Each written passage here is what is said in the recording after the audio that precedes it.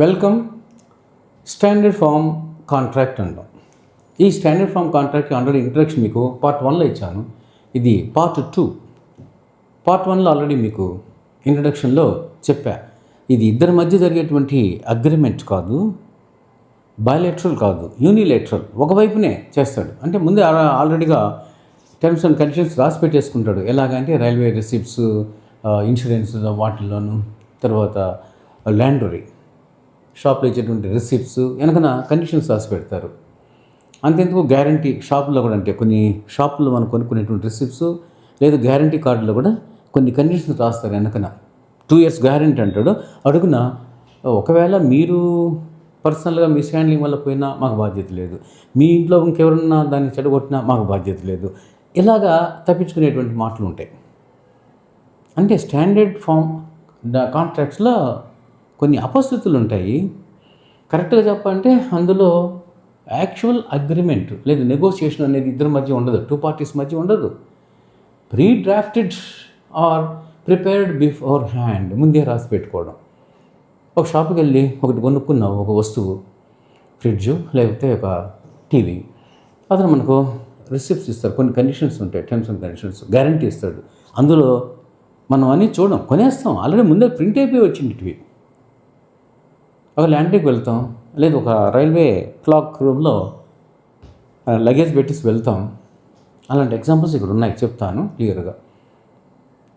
Already print చేసింది, మనం వెళ్ళాక మాట్లాడుకొని ఇది కండిషను, ఇదే కండిషను, మీరు పలానా టైంలోగా తీసుకోవాలి, ఇంత అమౌంట్ పే చేయాలి, లేట్ అయితే 1 day దాటితే మళ్ళీ ఎక్స్ట్రా ఛార్జ్ పడుతుంది అని మనకు చెప్పి అలాగనండి ఓకే అని మనం కూడా అంగీకారం ఇచ్చినాక, అంటే మీటింగ్ ఆఫ్ 2 minds, కన్సెన్సస్ యాడిడమ్ అలాంటివేమి ఉండవు.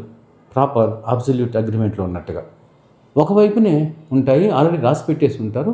మనకు ఫార్మల్గా ఇస్తారంటే, ఏదో నామినల్గా ఇస్తారు రిసిప్ట్, లేదా సైన్ చేయించుకుంటారు. సైన్ చేయించుకున్నా లేదా ఒకసారి ఆ రిసిప్ట్ మనకి చింపి మన చేతికి పెట్టినా మనం అంగీకరించినట్టుగా వాళ్ళు భావిస్తారు. అందులో కొన్ని అపశృతులు ఉంటాయి. ఒక 5-6 కండిషన్స్, ప్రిన్సిపల్స్ చెప్పాను. స్టాండర్డ్ ఫామ్ కాంట్రాక్ట్లో ఉండేటువంటి ప్రిన్సిపల్స్ పార్ట్ 1లో. ఇప్పుడు పార్ట్ 2లో ఇంకొక 4-5 చూద్దాం. ఏంటంటే అవి పోతే ఈ విషయాన్ని ఇక్కడ అనలైజ్ చేసినప్పుడు చెప్తా.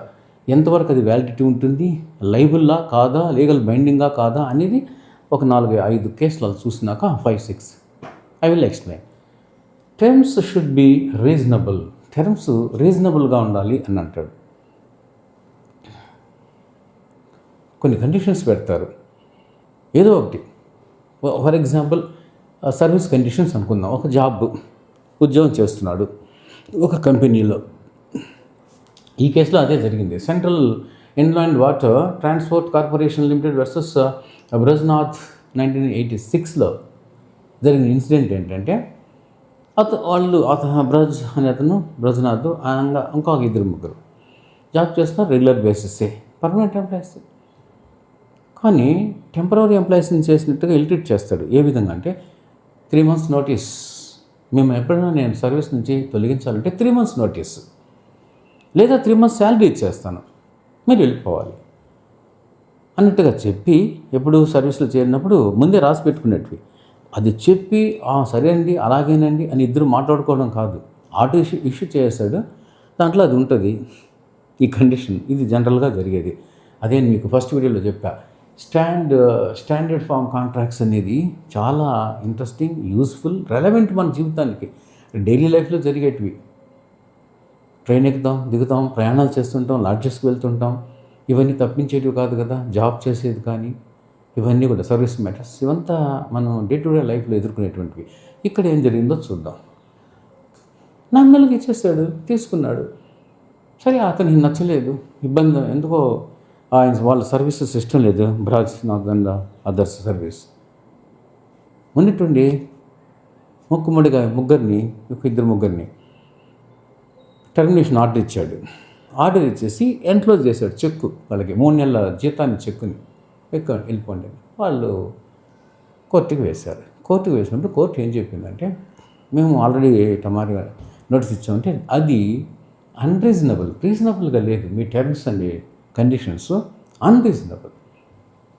ఒక రెగ్యులర్ ఎంప్లాయీని 3 నెలలు జీతం ఇచ్చేసి లేదా సరే ముందు ఇన్ఫార్మ్ చేసి తీసేయడమా?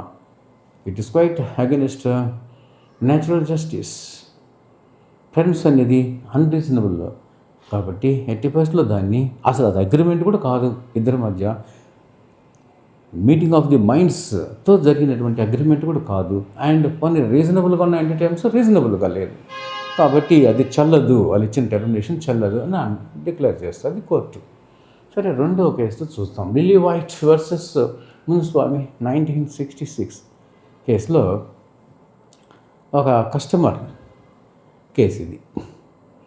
ఆ కస్టమరు డ్రై క్లీనర్స్ దగ్గరికి వచ్చి తన శారీని ఇస్తుంది. కాస్ట్లీ శారీ, 220 రూపాయల శారీ.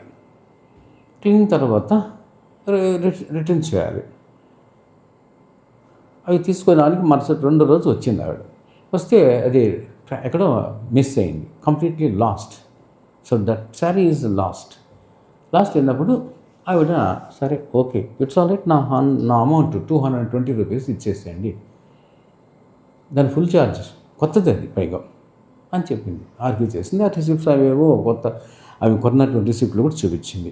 ఓకే అండి, మీరు 220 కాదని లేదు, కానీ మేము నీకు ఇచ్చిన రిసిప్ట్ ఒకసారి చూడు. దాంట్లో ఏముందంటే ఇలాంటివి ఏమన్నా ట్రాన్సాక్షన్లు ఎక్కడన్నా పోయినట్లయితే, మిస్ అయినట్లయితే, లేదు దొంగిలించబడినట్లయితే, అంటే మొత్తాన్ని మిస్ అవ్వడం, పోగొట్టుకున్నట్టయితే మేము మీకు ఆ టోటల్ అమౌంట్లో 50% మాత్రమే పే చేయగలం అనేటువంటి క్లాస్ ఉంది. చూడండి క్లాస్. సో క్లాస్ అనేది చాలా స్పెసిఫిక్గా ఉండాలి, రీజనబుల్గా ఉండాలి, కరెక్ట్ ఇంటర్ప్రిటేషన్ ఉండాలని చెప్తాడు ఒక రూల్ అది. అప్పుడు దానికేం చెప్తారంటే వాళ్ళు 50% అనేది కానీ నువ్వు ఇచ్చినట్లయితే అప్పుడు ఏం చేస్తారు, ప్రతి డ్రై క్లీనరు కొత్త బట్టలు వచ్చినప్పుడు దాన్ని ఆసరాగా ఉపయోగించుకొని మిస్యూజ్ చేస్తాడు. పోయిందండి అంటారు, మంచి సూట్ వస్తుంది, ఒక 10,000-8,000 రూపాయల సూట్, దాన్ని డ్రై క్లీనింగ్కి ఇచ్చినప్పుడు వీళ్ళు మ్యానిపులేట్ చేసేసి వాళ్ళకి కావాల్సిన వాళ్ళకి ఉపయోగించుకొని లేదు అంటే ఇది ఎండ పోయింది కాబట్టి 50 ఎంత దాని రేట్ ఇంతనా, సరే 50% ఇస్తాము అనేటువంటి మిస్యూజ్ అనేది జరిగే అవకాశం ఉంది. కాబట్టి that is not acceptable. So terms అనేది రీజనబుల్గా లేదు. మీ టర్మ్స్ మీరు ఇచ్చినటువంటి రిసిప్ట్ ఆ స్టాండర్డ్ ఫామ్ కాంట్రాక్ట్లో, ఎందుకంటే it is not valid and legally also not binding because the terms are not reasonable and at the same time meeting of the two మైండ్స్తో జరిగినటువంటి ఇష్యూ కాదు. So how far it is liable అని అంటే అతను yes you are liable to pay. ఏదో చిన్న అక్షరాలు రాసేసి కనిపించక ఇప్పుడు మేము అమౌంట్ పే చేయమని అంటే no, you are held responsible and ఒక విలువైన వస్తువుని కాపాడే బాధ్యత మీది. దాన్ని విస్మరించి తప్పించుకునేమో 50% ఇస్తా, 25% ఇస్తానంటే నో, యు ఆర్ లయబుల్. అది నువ్వు చెప్పేటువంటి మాట. ఇది క్లాస్ని ఏదో క్లాస్ తప్పించుకోవడం అనేది లీగల్లీ బైండింగ్ కాదు. సరే, నెక్స్ట్ పాయింట్ ఏంటో చూద్దాం. ఫండమెంటల్ బ్రీచ్ ఆఫ్ కాంట్రాక్ట్లో ఫండమెంటల్ బ్రీచ్ అనేది ఉండకూడదు. Main prima facie. ఎట్లంటే ఈ కేసులో ఏం జరిగిందంటే ఒక లగేజ్ తీసుకొచ్చి పెట్టాడు ఒక అతను ఇక్కడ ఒక క్లాక్ రూమ్లో. Costly luggage, valuable luggage. ఆ తర్వాత అతను చెప్పాడు, ఆ రిసిప్ట్ తీసుకున్నాడు. ఆటోమేటిక్గా ఇంకా లగేజ్ ఇచ్చినప్పుడు, డిపాజిట్ చేసినప్పుడు వాళ్ళు కొంచెం ఒక రిసిప్ట్ ఇస్తారు. ఆ రిసిప్ట్లో వాళ్ళు ఏదో రాసుకుంటారు కొన్ని అలాంటివి ఇలాంటివి అనేసి. కానీ ఆ రిటర్న్ చేసేటప్పుడు అక్కడ కూడా లాస్ అనమాట, పోయింది. అది ఎవరో తీసుకొని వెళ్ళిపోయింటాడు. ఎవరు తీసుకుపోయారంటే వీడు వెళ్ళేసరికి దాన్ని ఇంకొక వ్యక్తి తీసుకొని వెళ్ళిపోయాడు ఆ లగేజ్ని. మరి ఎక్కడ పొరపాటు జరిగిందో, ఈ డెలివరీ చేసేటువంటి అబ్బాయి వల్ల జరిగిందో, వాడు ఎక్కడైనా వేరే రిసిప్ట్ చేస్తే ఓవర్లుక్లో ఇచ్చేసాడు. మరి మొత్తానికి వేరే వాళ్ళు తీసుకెళ్ళిపోయి మిస్ అయింది. వేరే వాళ్ళు తీసుకొని వెళ్ళడం జరిగింది అక్కడ ఈ కేసులో. ఆ తర్వాత అసలు ఓనర్ వచ్చాడు, ఆ గూడ్స్ బ్యాగ్ యొక్క ఓనర్ అడిగాడు. అంటే అయ్యో లేదండి, ఎవడో తీసుకెళ్ళిపోయాడు, రిసిప్ట్ చూపించి అతను దానిపైన ఇచ్చేసామన్నాడు. Okay, it's all right, but దానికి సంబంధించినటువంటి ఫుల్ అమౌంట్ నాకు కట్టాలి అని అడిగాడు. లేదు, మేము దాంట్లో ఆల్రెడీ రాస్తున్నాము, ఏదైనా ఓనర్స్ రిస్క్ ఏ లగేజ్ అయినా సరే ఓనర్స్ రిస్క్ అని రాస్తాడు ఇందులో. సో ఓనర్స్ రిస్క్ అని నువ్వు రాసి తప్పించుకోవడం అంటే ఫండమెంటల్ బ్రీచ్ ఆఫ్ కాంట్రాక్ట్. ఇది నీ దగ్గర నమ్మిచ్చాడు, భద్రపరచడం అనేది నీ బాధ్యత. నువ్వు ఆడేదో చిన్న అక్షరాలు 2 రాసేసుకొని అట్ రిస్క్, ఓనర్స్ రిస్క్ అని మాకు సంబంధం లేదని అంటే no, you are held liable. ఎందుకంటే అక్కడ కాంట్రాక్ట్ జరిగింది మీ దగ్గర అని అన్నాడు. సరే, రెండోది ఏంటంటే ఈ కేసులో అది జరిగింది. నెక్స్ట్ డేవిస్ వర్సెస్ కాలిన్స్, ఈ కేసులో ఏం జరిగిందో చూద్దాం. ఈ కేసులో తమాషా ఏంటంటే ఆర్మీ ఆఫీసరు ఈయన క్లీనర్స్కి అదే ల్యాండ్రీలో డ్రై క్లీనర్స్కి తన ఆర్మీ సూట్ యూనిఫామ్ ఇచ్చాడు. ఇచ్చేసి సేమ్ అదే కేసు, ఈ రెండు ఒకటే, ఫండమెంటల్ బ్రీచ్ ఆఫ్ ట్రస్ట్ అనమాట. ఇక్కడ వస్తువుని పోగొట్టేశాడు, వేరే వాడికి ఇచ్చేసాడు. ఈ కేసులో యూనిఫామ్ సూట్ పోగొట్టాడు. ఏమంటే మీ రిస్క్ అని చెప్పి నేను రాశాము అన్నాడు. అంటే 2 చోట్ల కూడా ఫండమెంటల్ పాయింట్ ఏంటంటే, ఒక కాంట్రాక్ట్ నువ్వు కుదుర్చుకొని డబ్బు తీసుకున్నావు అని అంటే నువ్వు అదంతా కాంట్రాక్ట్ ఎంటర్ అయినావు. నువ్వు ఫండమెంటల్గా ఒక వాల్యుబుల్ వస్తువుని పోగొట్టావు అంటే నీ నెగ్లిజెన్స్. అక్కడ ఏం చూపించారంటే ఇట్ ఈస్ ది నెగ్లిజెన్స్. 2 విషయాల్లో కూడా నెగ్లిజెన్స్ అన్నప్పుడు లైబుల్ అవుతావు అని చెప్పి డిక్లేర్ చేశారు. నెక్స్ట్ నాన్ కాంట్రాక్చువల్ లయబిలిటీ అనేది ఇంకోటి ఉంది. నాన్ కాంట్రాక్చువల్ లయబిలిటీని తప్పించుకునే విధంగా నాన్ కాంట్రాక్ట్ అనేది తప్పించుకునే విషయం అనమాట. అది నాన్ కాంట్రాక్చువల్ లయబిలిటీ అంటే. అండ్ ఇక్కడ వైట్ అండ్ జాన్ వ్యారిక్ కాబట్టి లిమిటెడ్, ఇందులో ఒక అతను సైకిల్ తీసుకుంటాడు. ఇంతకుముందు సైకిళ్ళు కూడా, ఇప్పుడు స్కూటర్లు ఇస్తున్నారు హైరింగ్ అద్దెకి. ఇంతకుముందు సైకిళ్ళు కూడా తీసుకునేవాళ్ళు.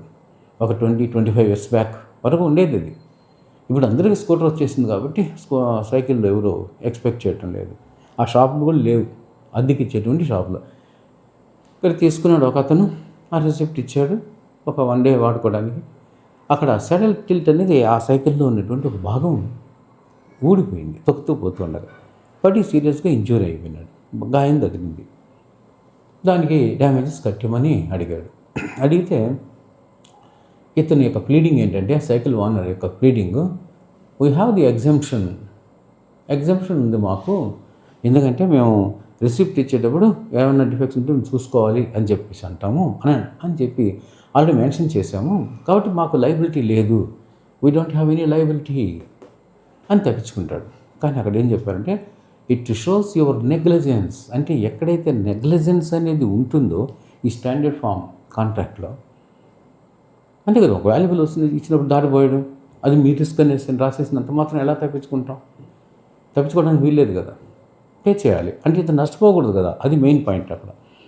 So it shows your negligence కాబట్టి యు ఆర్ హెల్డ్ లయబుల్ అని చెప్పి డెసిషన్ చెప్పారు. నెక్స్ట్ మారిస్ వర్సెస్ ఈ విషయంలో లయబిలిటీ టువర్డ్స్ థర్డ్ పార్టీ. అంటే థర్డ్ పార్టీ యొక్క లయబిలిటీ గురించి ఎలా ఉంటుంది స్టాండర్డ్ ఫామ్లో అని అంటే, Morris versus CW Martin company. ఈ కేసులో ఒక ఆవిడ, ఒక రిచ్ ఉమెన్, ఆ ఫ్యామిలీలో ఫర్ అంటే బాగా తయారు చేసినటువంటి హెయిర్తో తయారు చేసినటువంటి జంతువు యొక్క హెయిర్తో తయారు చేసినటువంటి గార్మెంట్ అనమాట. సో ఆ ఫర్ గార్మెంట్ని ఫర్రియర్ అనేటువంటి వాడికి ఇస్తుంది. ఫర్రియర్ అంటే వాడు ఇలాంటివన్నీ క్లీన్ చేయడము, బాగు చేయడము, ఇవ్వడం, అది వాడు ఫర్రియర్ అంటే. అది ఇంగ్లాండ్ కేసు కాబట్టి మనకు అదర్ కంట్రీ కేసు కాబట్టి వెస్ట్రన్ కంట్రీది మనకు కొంచెం కొత్తగా అనిపిస్తుంది. ఆ ఫర్ గార్మెంట్ ఫర్రియర్కి ఇచ్చింది, దీన్ని బాగా క్లీన్ చేసి వాష్ చేసి తయారు చేసుకురా అని. అంటే మనకు రగ్గులాగా అనుకున్నాం, రగ్గుని మనం అప్పుడప్పుడు కడిగి ఎండబెట్టి వాష్ చేసి పెట్టుకుంటాం. అలాగే ఈ ఫర్రియర్ గార్మెంట్ని ఇచ్చింది, ఫర్ గార్మెంట్ని. ఈ ఫర్రియర్కి వాడేం చేశాడంటే దాన్ని తన దగ్గర పనిచేసే ఏజెంట్కి ఇంకొకటికి ఇచ్చాడు. ఇస్తూ చెప్పాడు ఓనర్తో, ఏమండి ఇది ఇస్తున్నాను ఇక్కడ, ఇతను తెచ్చి మళ్ళీ ఇస్తాడు అని చెప్పాడు. అంటే ఆ క్లాత్ ఓనర్కి చెప్పి ఎవరు ఈ ఫర్రియర్ అనేవాడు తన ఏజెంట్కి ఇచ్చాడు క్లీన్ చేసి తీసుకురమ్మని. ఆ తర్వాత అది తీసుకురాలా ఎలా పోగొట్టాడు. అప్పుడు ఆ ఫర్రియర్ని నిలదీసి అడిగింది ఆవిడ, ఎవరు ఓనరు, అడిగితే ఇతను ఏం చెప్తాడంటే నేను మీకు చెప్పే అతనికి హ్యాండ్ ఓవర్ చేశాను, అతన్ని అడగండి, నాకు సంబంధం లేదు అని అన్నాడు. అప్పుడు వీడిని అడిగితే వీడేం చెప్తున్నాడంటే, ఏమండి నాకేం సంబంధం, మీరు అంటే ఓనరు ఫర్ ఇయర్కి ఇచ్చారు, మీ ఇద్దరి మధ్య ఒప్పందం కదా, ఇక్కడ కాంట్రాక్ట్ జరిగింది, కాంట్రాక్చువల్ ఆబ్లిగేషన్ ఉన్నది ఇక్కడ. ఎందుకంటే ఏమండి అతనికి ఇస్తున్నాను, అతను క్లీన్ చేసి ఎవరు నా ఏజెంట్ మీకు ఇస్తాడు అని చెప్పాడు. సో అతనికి మీకు కాంట్రాక్ట్ జరిగింది, మధ్యలో నన్ను ఇరికించడం పద్ధతి కాదు, నేను లైబుల్ కాదు. పద్ధతి కాదు అంటే ఏంటి, ఐఎమ్ నాట్ లైబుల్, నాకు లీగల్ బైండింగ్ లేదు అని చెప్పాడు. ఇది అంటే కాంట్రాక్ట్ జరిగింది మీ ఇద్దరికి. అప్పుడు ఏం చెప్పారంటే, బాబు వాట్ ఎవర్ ఇట్ ఈస్, నేను అతనికి ఇచ్చాను, అతను నీకు ఇచ్చాడు, అయినా నువ్వు తప్పించుకోవడానికి వీలు లేదు. కోర్టులో చెప్పిన విషయం, తప్పించుకోవడానికి వీలు లేదు.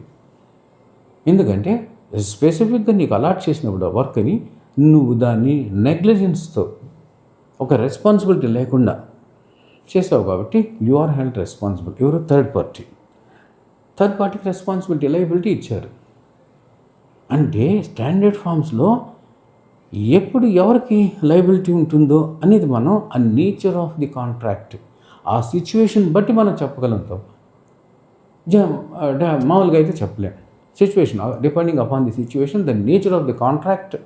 అంటే ఇప్పుడు మనం ఒక 7-8 చూసాం ప్రిన్సిపల్స్, దాన్ని బట్టి డిసైడ్ చేస్తారు. అంటే కేసుకి డిఫరెన్స్ అనేది ఉంటుంది. సో టోటల్గా స్టాండర్డ్ ఫార్మ్ కాంట్రాక్ట్లో ఉండేది ఏంటి అని అంటే, అగ్రిమెంట్ అనేది ఇద్దరి మధ్య జరగదు. స్పష్టంగా జనరల్ అబ్సల్యూట్ కాంట్రాక్ట్లో ఉన్నట్టుగా ఒకవైపే యూనిలేటరల్గా ఉంటుంది. కొన్ని సందర్భాల్లో మాత్రం, ఇప్పుడు లాస్ట్ ఎగ్జాంపుల్ ఇచ్చినాను చూడు, అలాగ third party intervenes between 2 persons contract కొన్ని చోట్లే ఉంటుంది. బట్ చాలా చోట్ల ఒకవైపు మాత్రమే ఉంటుంది. బట్ మనం సైన్ చేస్తాం. సైన్ చేసామంటే అర్థం ఏంటంటే దాన్ని మనం యాక్సెప్ట్ చేసినట్టు, ఆ టర్మ్స్ని. అక్కడ వరకు కొంచెం రీజనబుల్. కానీ కొన్ని చోట్ల సైన్ చేయము, జస్ట్ రిసిట్ చేస్తే తీసుకోపో అంటాడు. దానికి కూడా నువ్వు యాక్సెప్ట్ చేసినట్టుగా భావించబడు.